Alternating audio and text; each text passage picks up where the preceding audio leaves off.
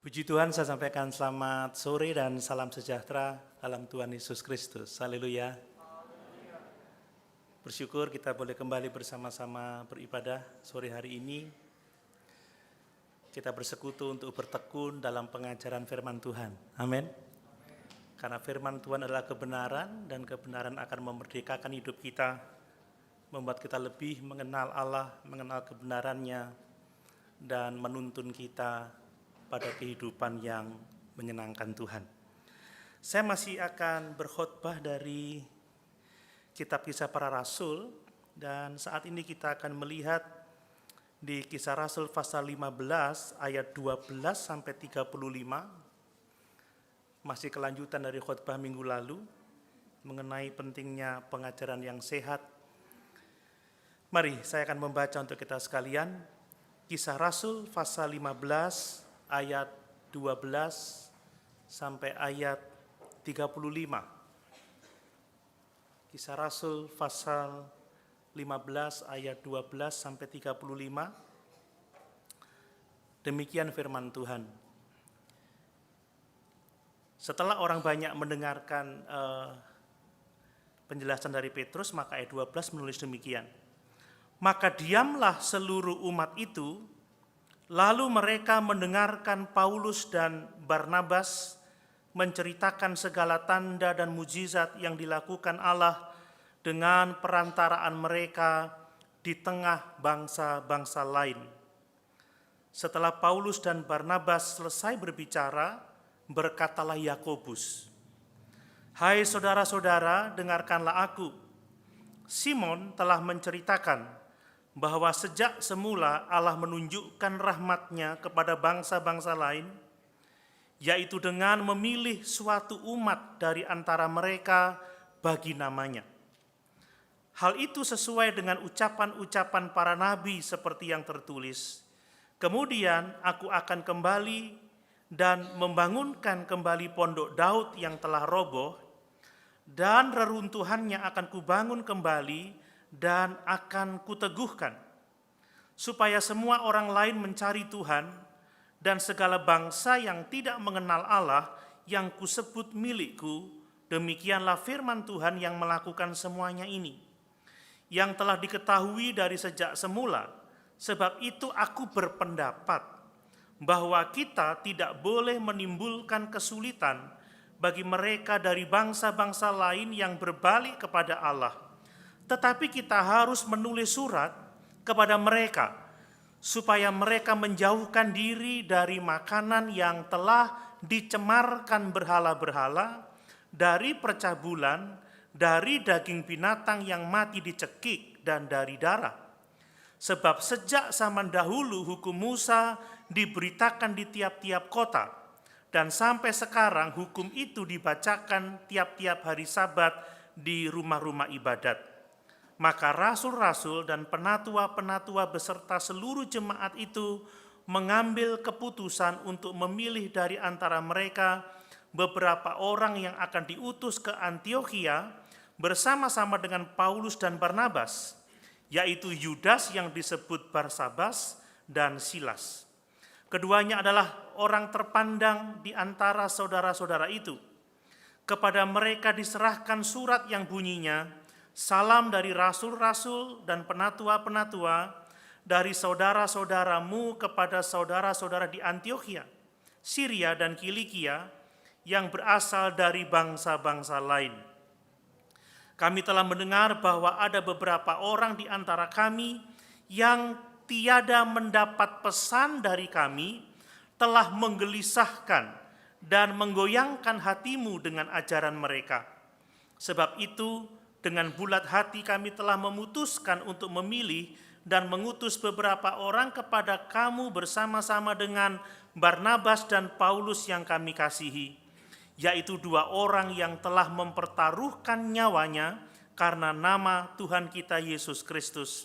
Maka kami telah mengutus Yudas dan Silas, yang dengan lisan akan menyampaikan pesan yang tertulis ini juga kepada kamu. Sebab adalah keputusan Roh Kudus dan keputusan kami, supaya kepada kamu jangan ditanggungkan lebih banyak beban daripada yang perlu ini, Kamu harus menjauhkan diri dari makanan yang dipersembahkan kepada berhala, dari darah, dari daging binatang yang mati dicekik, dan dari percabulan. Jikalau kamu memelihara diri dari hal-hal ini, kamu berbuat baik. Sekianlah selamat. Setelah berpamitan, Yudas dan Silas berangkat ke Antiokhia. Di situ mereka memanggil seluruh jemaat berkumpul, lalu menyerahkan surat itu kepada mereka. Setelah membaca surat itu, jemaat bersuka cita karena isinya yang menghiburkan. Yudas dan Silas yang adalah juga nabi, lama menasihati saudara-saudara itu dan menguatkan hati mereka. Dan sesudah beberapa waktu keduanya tinggal di situ, saudara-saudara itu melepas mereka dalam damai untuk kembali kepada mereka yang mengutusnya, tetapi Silas memutuskan untuk tinggal di situ. Haleluya. Puji Tuhan. Bapak Ibu Saudara yang dikasihi oleh Tuhan, sore ini saya akan berkhotbah tentang membangun kesatuan iman di antara orang-orang percaya, sekaligus menerima keberagaman yang ada di dalam gereja. Jadi dalam iman kita harus satu. Amin Bapak Ibu. Kita harus memiliki iman yang teguh untuk hal-hal yang sifatnya esensi. Untuk hal-hal yang sifatnya menyangkut keselamatan. Kita harus satu, teguh di dalam pengajaran yang benar. Tetapi untuk hal-hal yang sifatnya tidak esensi, untuk hal-hal yang tidak menyangkut keselamatan, kita harus menerima keragaman yang ada di antara orang percaya. Nah, minggu lalu kita sudah belajar bersama-sama tentang pentingnya pengajaran yang sehat, terutama pengajaran tentang keselamatan. Mungkin Bapak Ibu berpikir, apa relevannya ajaran yang sehat tentang keselamatan buat kehidupan kita hari-hari ini yang penuh dengan pergumulan, yang penuh dengan tantangan. Bapak Ibu, saya katakan ini sangat relevan. Karena berkat-berkat yang kita butuhkan di dalam Tuhan, berkat keselamatan, berkat perlindungan, berkat pembelaan, berkat pemeliharaan Allah atas hidup kita, itu harus dimulai dari persekutuan yang benar dengan Tuhan. Harus dimulai dengan keselamatan yang sejati. Bapak Ibu, kalau kita tidak sungguh-sungguh lahir baru, kalau kita tidak sungguh-sungguh percaya Yesus sebagai Tuhan dan Juru Selamat secara pribadi, kalau kita tidak sungguh-sungguh berpegang bahwa keselamatan hanya oleh anugerah dan iman kepada Yesus Kristus saja, maka kita tidak akan diselamatkan dan kita tidak akan menikmati berkat-berkat perlindungan, berkat-berkat pembelaan, juga berkat-berkat pemeliharaan Tuhan dalam kehidupan kita. Itu sebabnya berbicara tentang ajaran yang sehat ini sangat penting. Apalagi menyangkut keselamatan. Dan kalau kita sungguh-sungguh diselamatkan, hanya oleh anugerah dan iman kepada Yesus Kristus saja. Kalau kita sungguh-sungguh telah dilahirkan kembali di dalam Yesus Kristus oleh pekerjaan Roh Kudus, kalau kita benar-benar adalah anak Allah, kita pasti dipeliharanya. Amin. Kita pasti dibelanya. Ada banyak orang yang frustasi dengan hidupnya. Kenapa ya? Aku udah Kristen bertahun-tahun, bahkan mungkin berpuluh-puluh tahun. Tetapi kenapa ya kok sepertinya Tuhan itu jauh, sepertinya tidak ada perlindungan, tidak ada pembelaan, tidak ada pemeliharaan. Bapak Ibu, jangan-jangan sekalipun mengaku Kristen tapi belum lahir baru. Nah, ini persoalan. Banyak orang yang merasa diri Kristen, tetapi sesungguhnya tidak berpegang kepada ajaran yang sehat. Tidak benar-benar lahir baru. Sehingga dia tidak mengalami kehadiran Kristus dalam hidupnya dan tidak mengalami janji-janji Tuhan yang luar biasa bagi setiap orang yang percaya. Ingat Matius pasal 7 ayat 21. Pada saat penghakiman terakhir ada orang yang berkata, Tuhan, bukankah aku sudah bernubuat demi namamu, aku bergereja, aku rajin, aku Kristen. Aku melakukan hal-hal yang mencirikan aku seorang Kristen, tetapi Yesus berkata apa? Tidak, aku tidak kenal kamu. Enyahlah kamu dari hadapanku, hai kamu sekalian pembuat kejahatan. Itu sebabnya Bapak Ibu, mari kita menyadari bahwa berbicara tentang pengajaran yang sehat itu sangat relevan dengan kebutuhan hidup kita sekarang. Amin. Kalau kita sungguh-sungguh memiliki iman yang benar, iman kepada Yesus Kristus, yang oleh anugerahnya kita dapat diselamatkan. Kalau kita benar-benar lahir baru, kita ini menjadi milik Kristus, menjadi anak-anak Kristus, menjadi hamba-hamba Kristus, Tuhan tidak pernah meninggalkan kita. Dan Dia pasti memelihara kita. Nah, mari kembali ke membangun kesatuan dan menerima keragaman dalam gereja. Sekali lagi minggu lalu kita belajar tentang pentingnya pengajaran yang sehat, terutama tentang keselamatan. Rasul Paulus telah menegaskan bahwa keselamatan hanya oleh anugerah dan iman kepada Tuhan Yesus saja. Keselamatan tidak perlu ditambahkan dengan perbuatan baik lagi. Dan kebenaran ini tidak boleh dikompromikan. Kenapa? Sebab kalau kita mengkompromikan kebenaran ini, maka kita mempertaruhkan keselamatan jiwa kita. Ingat, kalau kita menambahkan pada keselamatan kita perbuatan baik, maka sesungguhnya kita melepaskan diri dari anugerah Allah dalam kehidupan kita. Orang yang menambahkan perbuatan baik dalam keselamatannya, dia bergantung kepada perbuatan baiknya sendiri. Dan Yakobus berkata, tidak ada seorang pun yang dapat dengan sempurna melakukan hukum Taurat. Kalau kita tersandung dalam satu poin saja dari hukum Taurat, maka kita sudah jatuh dalam semua tuntutan hukum Taurat. Itu sebabnya kita harus benar-benar berpegang kepada ajaran ini bahwa keselamatan hanya oleh anugerah dan iman kepada Tuhan Yesus Kristus saja. Dan ini yang dipertanggungjawabkan oleh Petrus ketika sidang di Yerusalem itu, dan apa yang disampaikan oleh Petrus diterima baik.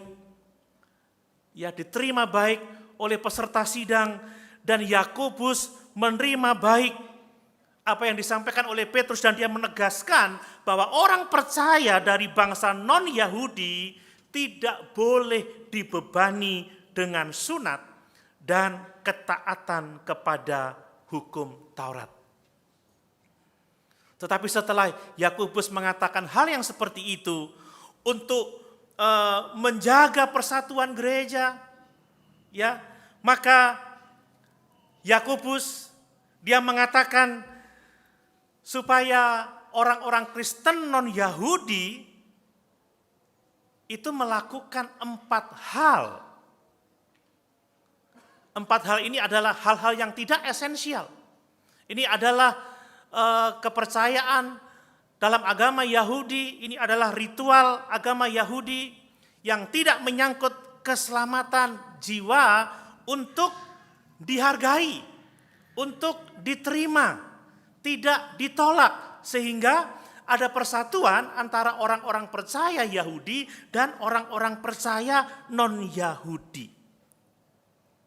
Dan apa yang disampaikan oleh Yakobus diterima baik oleh sidang pada waktu itu, dan diputuskan untuk mengirimkan surat kepada jemaat di Antiokhia yang mempertanyakan pengajaran yang tidak sehat itu, dan pada akhirnya mereka mengutus 2 orang, yaitu Yudas dan Silas, untuk membacakan surat itu. Hasilnya sungguh sangat luar biasa. Orang-orang Kristen non-Yahudi di Antiokhia mereka bersukacita sebab surat itu menghiburkan, dan bahwa terjadi persatuan, ya, antara orang Kristen non-Yahudi dan orang Kristen Yahudi, sehingga mereka dapat akur, mereka saling menerima, mereka satu di dalam kebenaran yang sifatnya esensial, yaitu bahwa keselamatan hanya didapat melalui anugerah dan iman kepada Yesus Kristus saja, tetapi mereka saling menghargai di dalam kasih tentang hal-hal yang tidak esensial. Mereka harus menjauhkan diri dari darah, dari binatang yang mati tercekik, menjauhkan diri dari makanan yang telah dipersembahkan kepada berhala-berhala, dan menjauhkan diri dari percabulan. Nah, mari saya mengajak kita semua untuk melihat implikasi dari persatuan dan penerimaan akan keberagaman ini. Sekali lagi Bapak Ibu, kita tidak boleh mengkompromikan ajaran-ajaran yang sifatnya esensial. Keselamatan hanya oleh anugerah dan iman kepada Yesus Kristus saja. Amin. Kita tidak dibebani dengan pekerjaan baik. Kalau kita berbuat baik, itu adalah buah dari keselamatan kita, bukti bahwa kita telah diselamatkan. Tetapi orang-orang yang sudah diselamatkan oleh anugerah dan iman kepada Yesus Kristus saja ini harus dengan kasih menerima keberagaman yang ada di antara orang-orang percaya.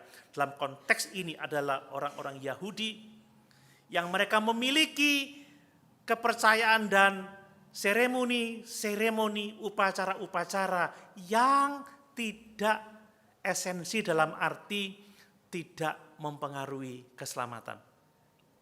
Dan persatuan dan menerima keberagaman ini akan menjadi berkat untuk hormat dan kemuliaan bagi Tuhan Allah kita.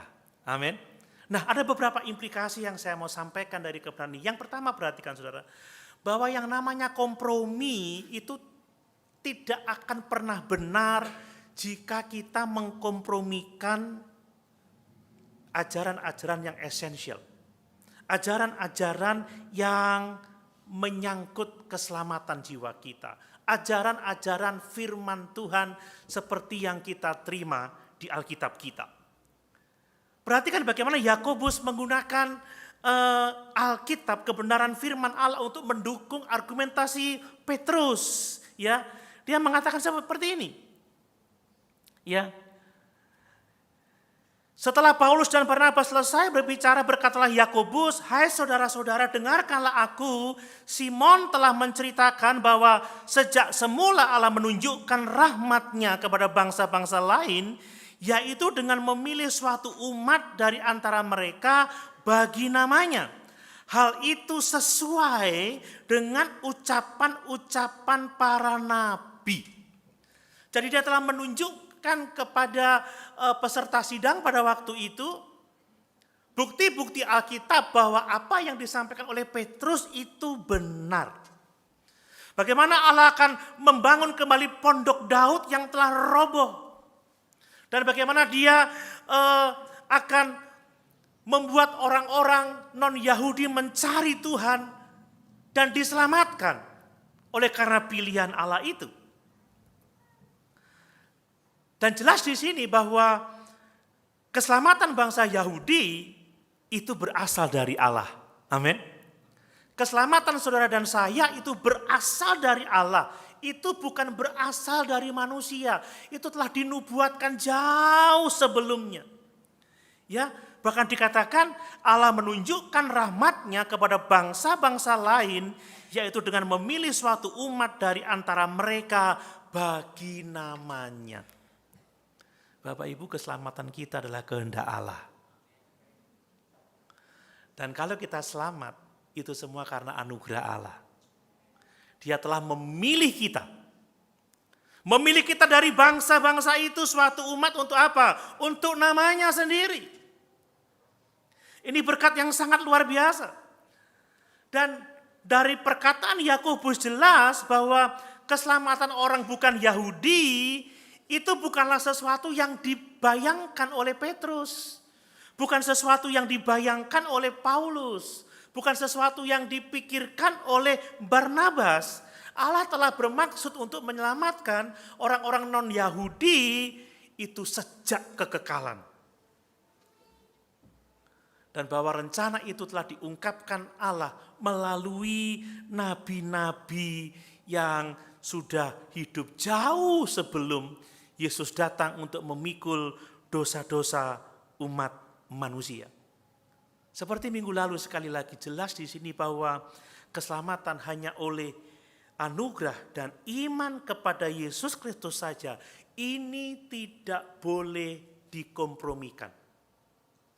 Semua usaha persatuan orang-orang percaya dengan menyingkirkan kebenaran ini, maka itu bukan persatuan yang benar, itu bukan persatuan seperti yang dikehendaki oleh Tuhan. Persatuan harus menyangkut ajaran yang sehat tentang keselamatan. Ingat Bapak Ibu, satu-satunya jalan keselamatan adalah anugerah dan iman kepada Yesus Kristus saja. Amin. Dan persatuan ini hanya diperoleh melalui apa? Melalui ketekunan dan kegigihan memegang kebenaran ini. Yang dimaksud dengan Injil yang sehat adalah bahwa semua orang telah berdosa, bahwa semua orang telah kehilangan kemuliaan Allah, bahwa tidak ada seorang pun yang dapat selamat dengan usahanya sendiri, dan bahwa hanya oleh anugerah dan iman saja kita diselamatkan. Dan ini tidak boleh dikompromikan. Dan hanya dengan memegang kepada ajaran ini, kita membangun persatuan orang-orang percaya. Nah, di luar persoalan Injil tentang bagaimana kita diselamatkan, ada beberapa kebenaran Alkitabiah lainnya yang tidak dapat dikompromikan juga. Contohnya apa Bapak Ibu? Bicara tentang Alkitab adalah firman Allah. Kita harus percaya dengan sungguh-sungguh bahwa Alkitab itu diilhamkan oleh Allah. Amin. Kita harus percaya bahwa Alkitab adalah otoritas tertinggi bagi iman kita, otoritas tertinggi bagi hidup kita, otoritas tertinggi bagi pelayanan kita. Kepercayaan yang mutlak kepada otoritas firman Allah itu tidak boleh dikompromikan. Sebab kalau kita tidak mengakui Alkitab firman Allah, kita tidak memiliki yang namanya dasar objektif dan dasar yang berotoritas bagi iman dan kehidupan kita. Banyak orang-orang sekarang mengajar tetapi tidak berdasar kepada Alkitab yang adalah firman Allah. Banyak orang sekarang mengajarkan motivasi-motivasi, mengajarkan tentang bagaimana kita mengembangkan diri, mengajarkan tentang psikologi, antropologi manusiawi, tetapi tidak berpegang teguh kepada firman Allah. Bapak Ibu, kalau kita mengkompromikan Alkitab sebagai firman Allah, Alkitab sebagai satu-satunya otoritas bagi iman dan kehidupan kita, maka kita bukan Kristen yang sejati. Makanya kenapa saya bertekun dalam pengajaran firman, karena memang ajaran ini tidak bisa dikompromikan. Amin. Kalau Bapak Ibu ingin bertumbuh dalam keselamatan yang benar dan bertumbuh dalam iman yang sehat, Bapak Ibu tidak harus membaca Alkitab dengan tekun, berusaha untuk mempelajari dan memahaminya dan menerapkan dalam kehidupan Bapak Ibu Saudara. Dan Bapak Ibu harus bertekun dalam pengajaran firman yang bersumber dari Alkitab yang adalah firman Allah. Ini juga tidak dapat dikompromikan seperti ajaran tentang keselamatan hanya oleh anugerah dan iman kepada Yesus Kristus saja. Nah, kemudian ada ajaran-ajaran lain juga yang tidak dapat dikompromikan tentang hakikat Tuhan, Bapak Ibu. Bahwa Allah itu Tritunggal, bahwa Allah itu Esa dalam substansi, dalam keberadaan, tetapi ada dalam tiga pribadi yang setara dan kekal. Ini adalah juga pengajaran yang tidak bisa dikompromikan. Allah kita Esa tetapi dalam tiga pribadi. Tiga pribadi yang berbeda, setara dalam hal kealahan. Mereka bersatu untuk selama-lamanya. Ini yang perlu juga kita kenal dan kita pertahankan, tidak bisa dikompromikan. Saudara, hari-hari ini sangat ramai di media sosial, di TikTok, di YouTube, di Instagram, ya, mengenai ketritunggalan Allah ini. Memang Tritunggal itu bukan istilah yang didapat dari Alkitab, tetapi Tritunggal itu istilah Alkitabiah sebab dia mengemukakan konsep yang berasal dari Alkitab. Bahwa Allah itu Esa, tetapi dalam tiga pribadi yang berbeda, kekal, dan setara dalam kealahan. Ini juga pengajaran yang tidak boleh dikompromikan. Saudara, orang yang tidak menerima Tritunggal biasanya tertarik ke dalam dua ekstrim. Ekstrim kiri, saya anggap begitu aja ya, itu saksi Yehova, bahwa Allah itu hanya satu, Yesus itu ciptaan yang dimuliakan, saksi dari Allah, Roh Kudus itu hanya sekedar kuasa, bukan pribadi. Tetapi di ekstrim yang kanan, ekstrim yang sebelahnya, itu mengatakan ada tiga Allah, yaitu triteisme. Tetapi tidak dengan Allah yang diberitakan di Alkitab. Saya tidak bisa menjelaskan terlalu panjang, ya, karena ini butuh 2 session sendiri untuk membahas tentang Tritunggal.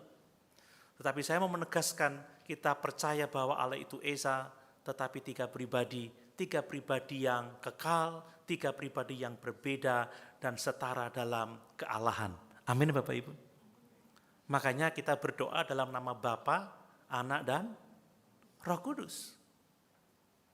Allah bukan satu dan Yesus itu ciptaan, Roh Kudus dan sekedar kuasa, atau ada tiga Allah yang berbeda, tidak, tetapi satu Allah dalam tiga pribadi yang berbeda, yang kekal dan setara dalam kealahan. Nah, kita juga harus menegaskan tentang keilahian Yesus. Ya, hati-hati karena ada ajaran yang mengatakan Yesus itu selama dia hidup di muka bumi 2000 tahun yang lalu dia manusia biasa, dia bukan Allah. Dia baru menjadi Allah itu setelah dia naik ke surga dan duduk di sebelah kanan tahta Allah Bapa di surga. Tidak Bapak Ibu.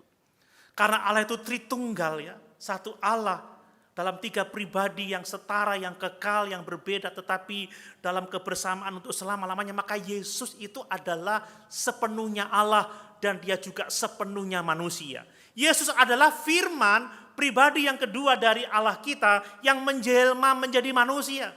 Ini tidak boleh salah. Kalau Bapak Ibu menyembah Yesus yang hanya saksi Yahweh, Bapak Ibu nggak akan selamat. Karena Bapak Ibu salah alamat. Karena Yesus yang juru selamat adalah firman yang menjelma menjadi manusia.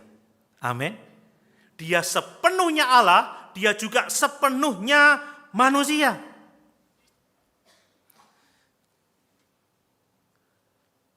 Bahwa dia telah mati sebagai Allah sepenuhnya dan manusia sepenuhnya. Bahwa dia telah bangkit secara tubuh sebagai Allah sepenuhnya dan manusia sepenuhnya. Bahwa dia telah naik ke surga secara tubuh karena dia adalah Allah sepenuhnya dan manusia sepenuhnya. Dan dia akan datang kembali menjemput kita umat ketebusannya di dalam tubuh kebangkitannya. Karena dia adalah Allah sepenuhnya dan manusia sepenuhnya.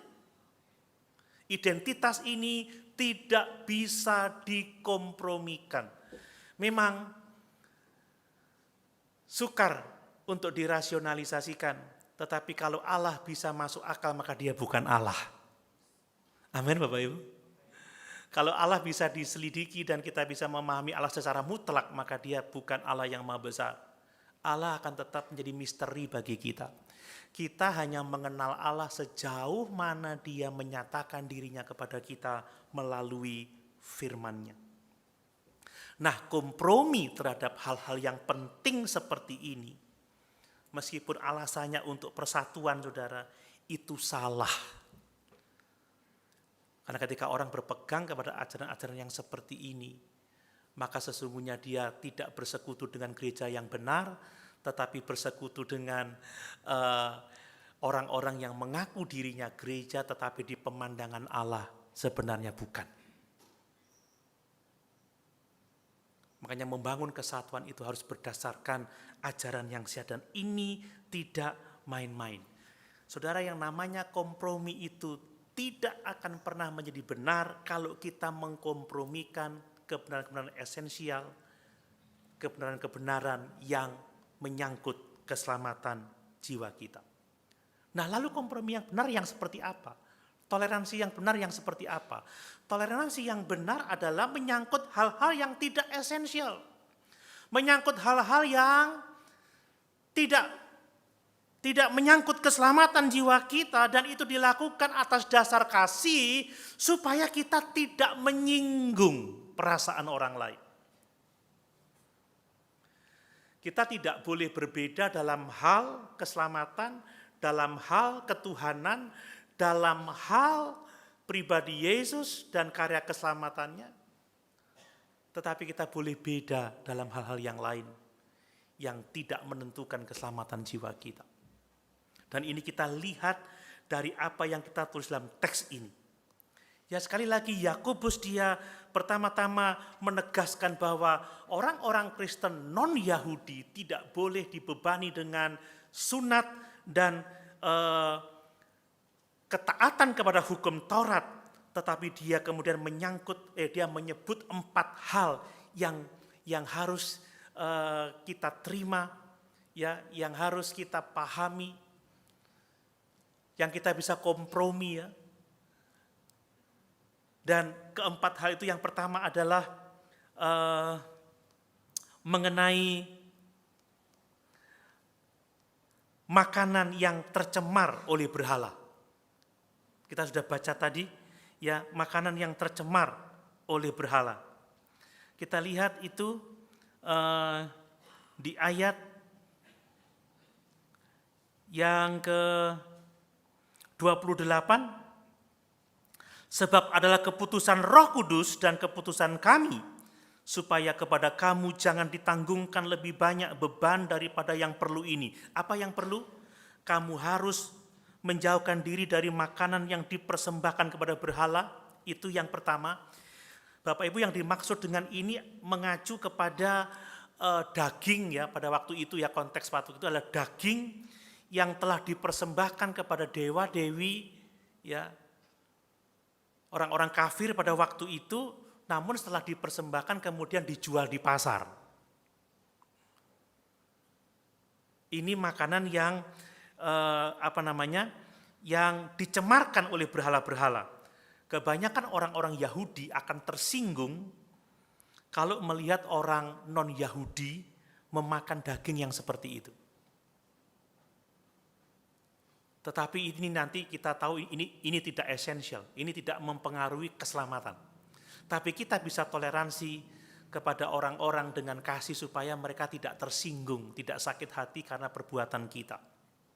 Kemudian yang kedua adalah darah, dan yang ketiga adalah daging yang mati dicekik. Bapak Ibu, kalau ini esensi saya sedih sekali. Karena burung darahnya Chong On itu enak sekali. Dan burung darah yang enak itu kalau matinya dicekik, saudara. Kalau darahnya keluar udah tidak enak lagi. Iya apa ya? Oh, enggak pernah makan ya? Kasiannya, Rek. Nanti kalau saya diundang pesta saya ajak, ya. Tapi dengan seizin pengundang.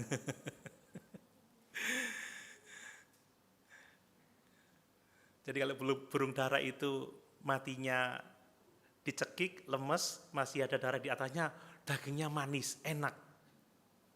Wah, kalau ini esensi, saya nggak masuk surga, saudara. Karena saya sudah berkali-kali makan daging yang seperti itu. Ini artinya apa? Orang-orang Yahudi itu tidak pernah makan darah, dan itu memang ada di hukum Taurat sejak Kejadian pasal yang ke-9. Ya, setelah Nuh keluar dari bahtera itu, maka dilaranglah orang makan darah sebab darah adalah tempat nyawa, katanya. Sehingga tidak boleh dimakan. Nah, orang-orang Yahudi itu akan tersinggung, sakit hati kalau melihat orang-orang lain makan daging yang tercekik atau yang cara masaknya, cara potongnya tidak dialirkan darahnya. Dan meskipun orang-orang bukan Yahudi tidak tunduk pada ketentuan ini, maka sidang itu meminta supaya orang Kristen non-Yahudi itu menjauhkan dari praktek-praktek yang seperti itu, supaya nggak menyinggung orang Yahudi, supaya nggak menyinggung orang Kristen Yahudi. Sebab di mana-mana tempat pada waktu itu ada yang namanya sinagoga, ada kumpulan orang-orang Yahudi yang selalu mengajarkan tidak boleh makan makanan yang dipersembahkan kepada berhala, tidak boleh makan darah, tidak boleh makan binatang yang mati dicekik. Jadi ini tujuannya toleransi. Kompromi untuk hal-hal yang tidak esensi, yang tidak menyangkut keselamatan jiwa. Tetapi poin yang terakhir itu percabulan.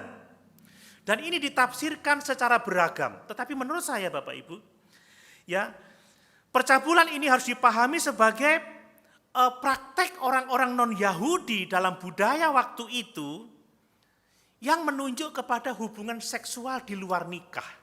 Jadi pada zaman dulu ya, bukan sekarang ya, pada zaman dulu budaya pada zaman dulu orang-orang non-Yahudi yang tidak Kristen ya, sebelum Kristen, mereka itu menganggap hal yang umum kalau orang-orang itu mencari kepuasan dengan hubungan seks di luar nikah.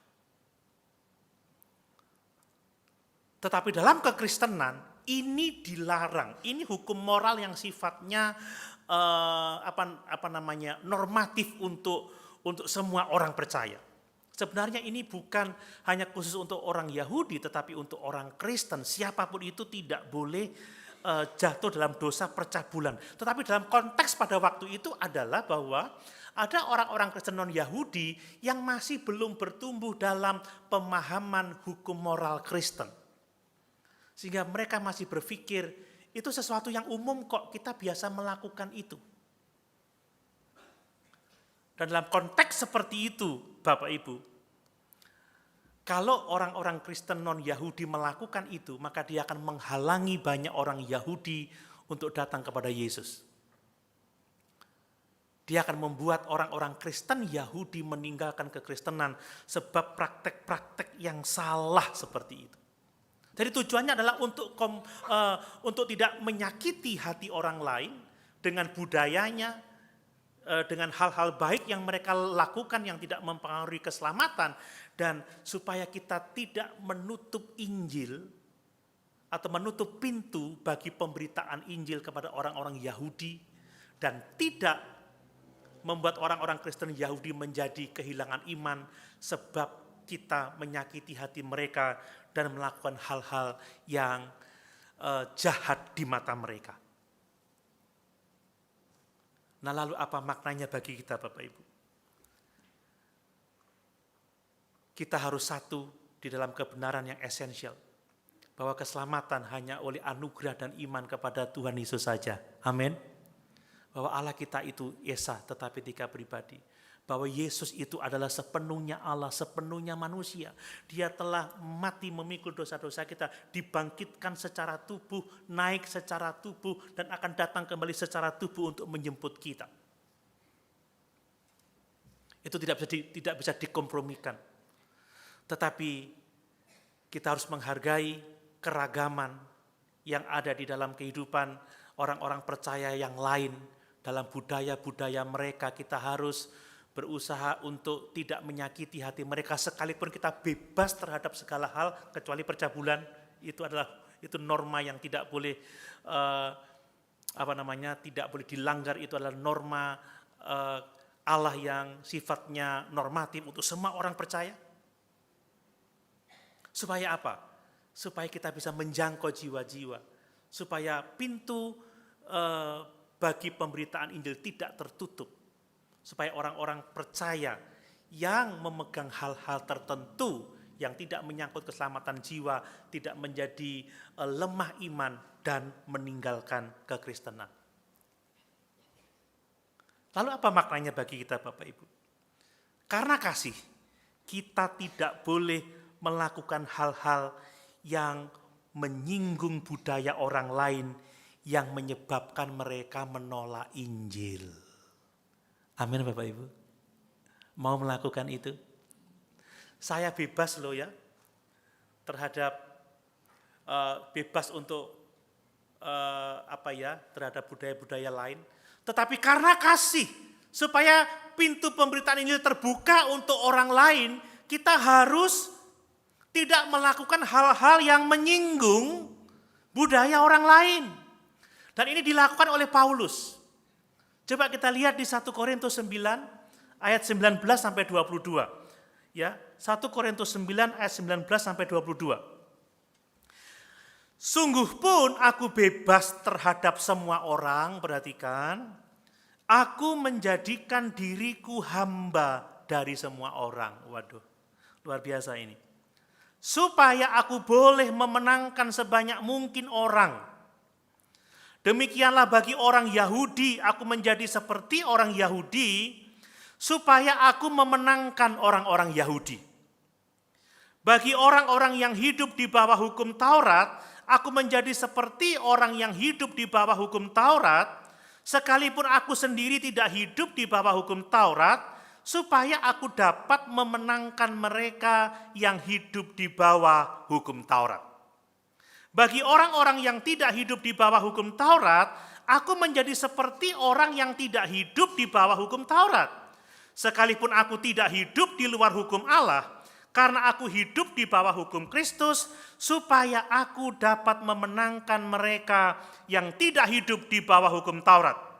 Bagi orang-orang yang lemah, aku menjadi seperti orang yang lemah, supaya aku dapat menyelamatkan mereka yang lemah.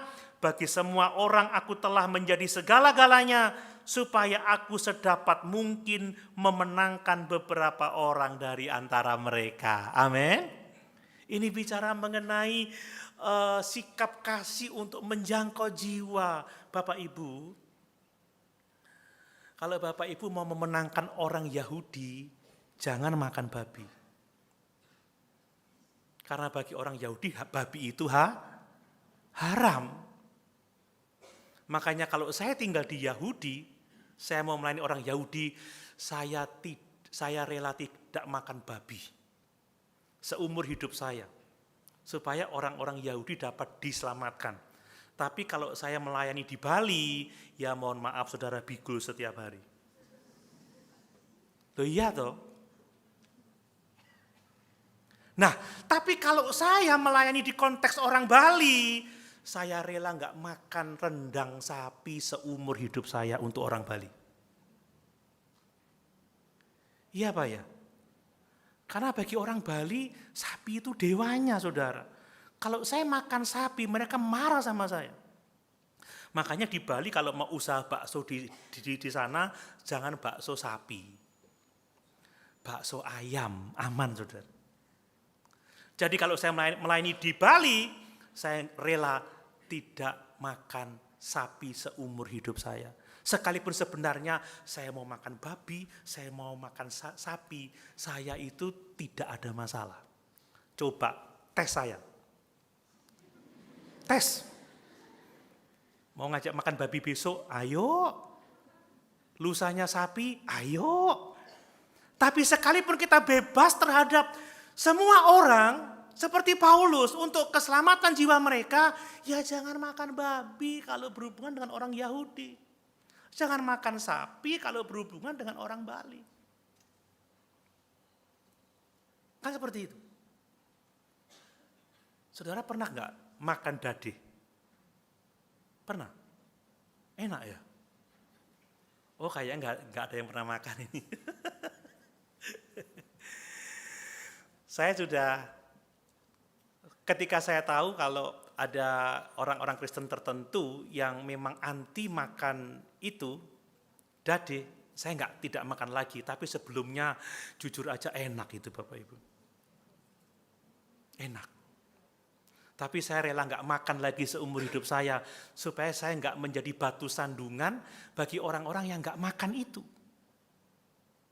Ini maksudnya. Bagi orang-orang yang di bawah hukum Taurat, aku tidak akan makan makanan yang dipersembahkan kepada berhala, itu kata Paulus. Aku tidak makan makanan yang matinya dicekik.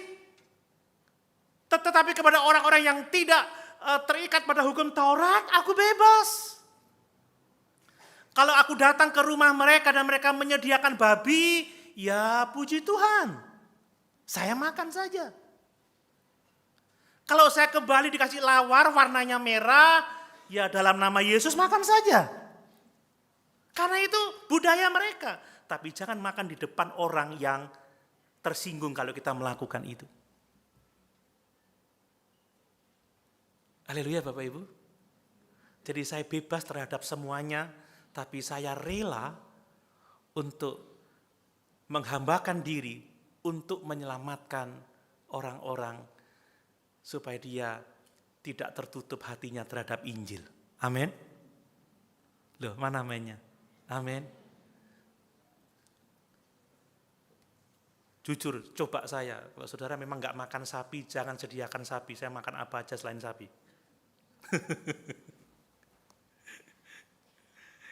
Jadi Paulus sangat peka terhadap orang-orang yang dilayaninya dan dia tidak main-main dengan itu. Makanya kita membutuhkan hikmat ya untuk membedakan mana-mana yang bisa kita lakukan, mana-mana yang tidak, supaya Injil itu terbuka untuk semua orang.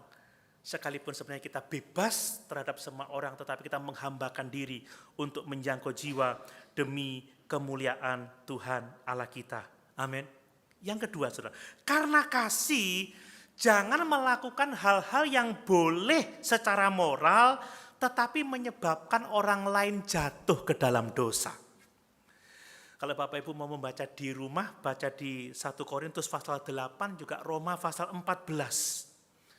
Beberapa orang Kristen itu merasa bebas untuk makan daging yang dipersembahkan atau telah dikorbankan kepada berhala. Saya juga merasa bebas untuk melakukan itu. Karena itu tidak melanggar perintah moral, Bapak Ibu. Itu tidak mempengaruhi keselamatan sama sekali. Ingat ketika Daud dia kelaparan, dia makan roti sajian yang ada di ruang suci. Kita tidak terikat dengan itu. Tetapi ada orang Kristen yang memang lemah imannya. Dulunya dia penyembah berhala, tetapi setelah dia jadi Kristen, dia benar-benar tidak mau makan lagi daging yang dipersembahkan kepada berhala. Dan kalau kita tahu ada orang yang seperti itu, maka kita menjadi berdosa. Tatkala kita makan di depannya, dia menjadi lemah dan kembali kepada penyembahan berhala. Itu yang tidak boleh. Jadi hidup kita ini diabdikan untuk menjangkau jiwa bagi kemuliaan Tuhan. Amin. Bukan semaunya kita. Jadi karena kasih kepada saudara-saudara yang seperti itu, maka orang Kristen yang lebih kuat imannya harus berhenti makan makanan yang dipersembahkan berhala, supaya orang yang lemah imannya ini tidak tersandung, tidak tawar hati, dan pada akhirnya kembali kepada penyembahan berhala. Tapi saya juga harus mengatakan bahwa sesungguhnya kita tidak bisa tidak untuk tidak menyinggung siapapun juga. Itu tidak mungkin. Ya, saya yakin pada waktu Petrus berkata seperti itu, pada waktu Yakobus berkata seperti ini, banyak orang Kristen Yahudi yang masih belum menerima bahwa orang Kristen non-Yahudi bisa selamat tanpa hukum Taurat. Mereka juga tersinggung. Intinya adalah bahwa kita harus hidup dalam kemurnian hati. Amin. Kita harus berusaha sebaik mungkin untuk dapat memberitakan Injil kepada semua orang, supaya orang bisa diselamatkan. Tetapi kalau ada orang yang tersinggung, ya sedapat mungkin kita bisa menyelesaikan masalah, supaya nama Tuhan saja yang dipuji dan dipermuliakan. Yang ketiga, Bapak Ibu, karena ketaatan kepada Tuhan, jangan pernah kita melakukan hal-hal yang diterima secara budaya, tetapi itu bertentangan dengan firman Allah. Contohnya percabulan itu tadi.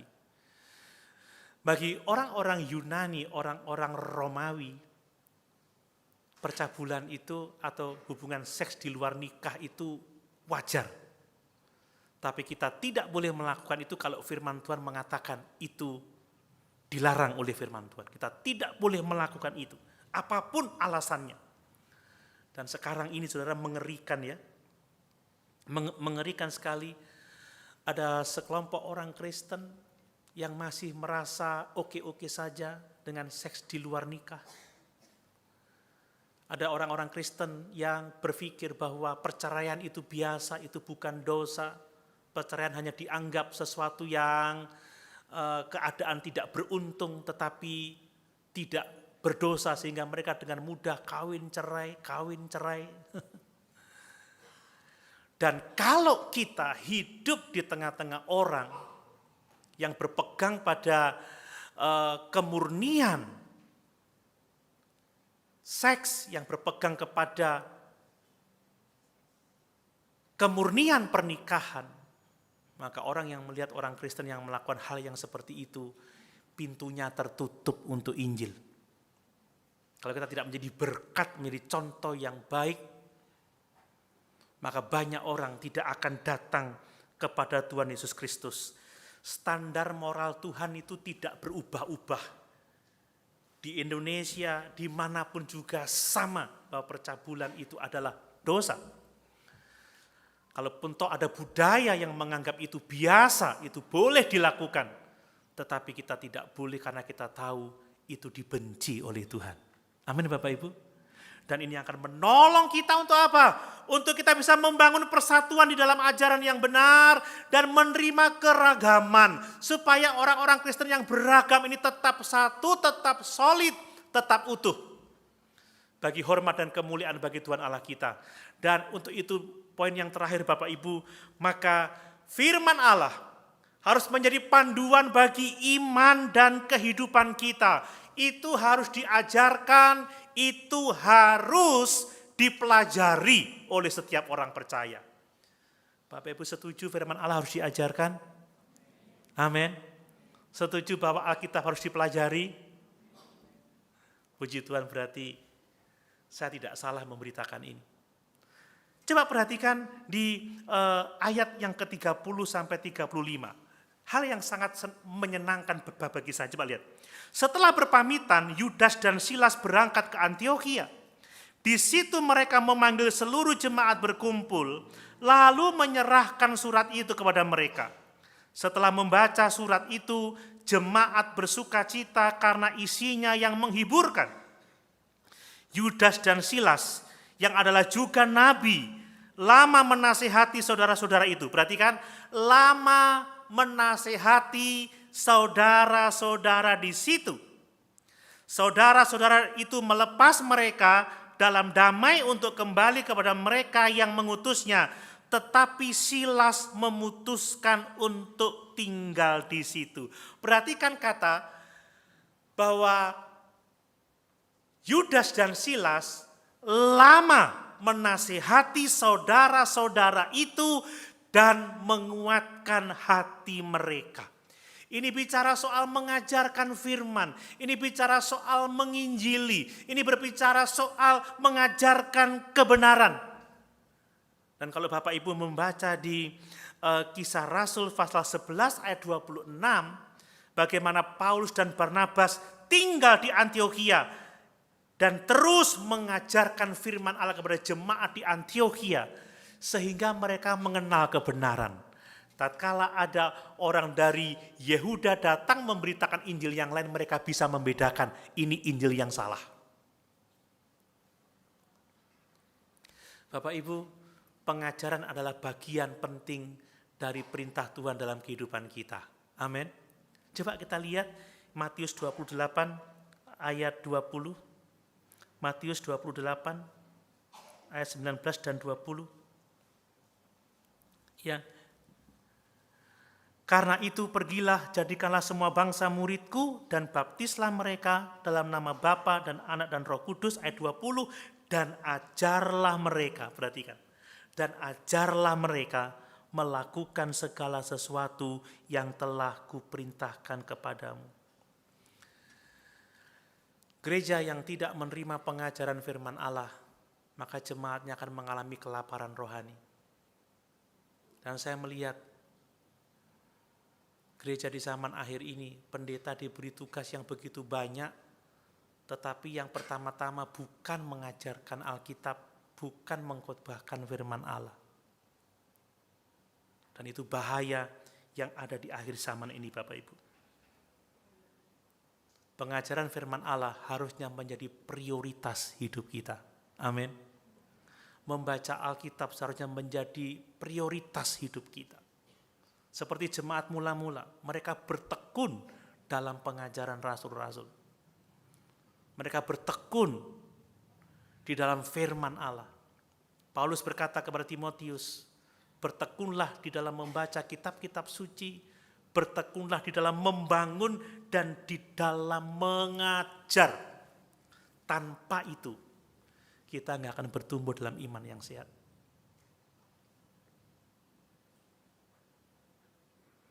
Dan gereja sekarang banyak diganggu oleh guru-guru palsu ya, seperti orang Kristen Yahudi yang datang ke Antiokhia itu yang dikatakan menggelisahkan ya orang-orang percaya non Yahudi di Antiokhia. Kita membaca menggelisahkan di ayat 24 itu ya. Ya karena kamu digelisahkan dengan ajaran-ajaran yang palsu itu, Bapak Ibu. Kata Yunani menggelisahkan ini artinya adalah kebangkrutan. Jadi orang-orang yang gelisah akhirnya putus asa, seperti seorang tentara yang menyerbu sebuah kampung dan membuat kampung itu menjadi hancur total. Ini yang menggelisahkan. Dan kalau tidak dilawan dengan ajaran yang sehat, maka banyak orang percaya akan meninggalkan Tuhan. Mari kita membangun persatuan karena ajaran yang sehat. Amin Bapak Ibu. Kita bersatu karena kita semua percaya bahwa keselamatan hanya oleh anugerah dan iman kepada Yesus Kristus saja. Bahwa Allah kita itu Esa tetapi tiga pribadi. Bahwa Yesus itu adalah sepenuhnya Allah, sepenuhnya manusia. Dia pribadi kedua dari firman. Dia adalah firman yang menjelma menjadi manusia. Dia telah mati, bangkit secara tubuh, naik ke surga secara tubuh, dan akan datang kembali menjemput kita secara tubuh saat dia bangkit dan disaksikan oleh para murid itu. Kita harus satu dalam pengajaran itu, tidak boleh beda. Tetapi kita boleh kompromi untuk hal-hal yang tidak esensial. Bapak Ibu makan babi, saya nggak makan babi, kita akur-akur saja. Amin. Amin. Ya, Bapak Ibu makan burung dara yang mati dicekik, saya tumpahkan darahnya, oke saja. Tapi kalau Bapak Ibu merasa syak kalau saya makan babi, saya berjanji nggak akan makan babi di hadapan Bapak Ibu Saudara. Tapi kalau Bapak Ibu tidak lihat, saya nggak bertanggung jawab. Saya nggak berjanji. Kalau Bapak Ibu siap saya makan sapi, saya janji saya nggak akan makan sapi di hadapan Bapak Ibu. Kalau Bapak Ibu siap saya makan anjing, karena anjing itu kan pet ya, kesayangan. Anjing kesayangan kok dimakan, ini pendeta nggak bener ini. Udah aku nggak gereja lagi, pendetanya makan anjing. Saya janji nggak akan makan anjing sampai saya masuk surga. Tapi untuk keselamatan hanya oleh anugerah dan iman saja kepada Yesus. Amin. Mari sama-sama kita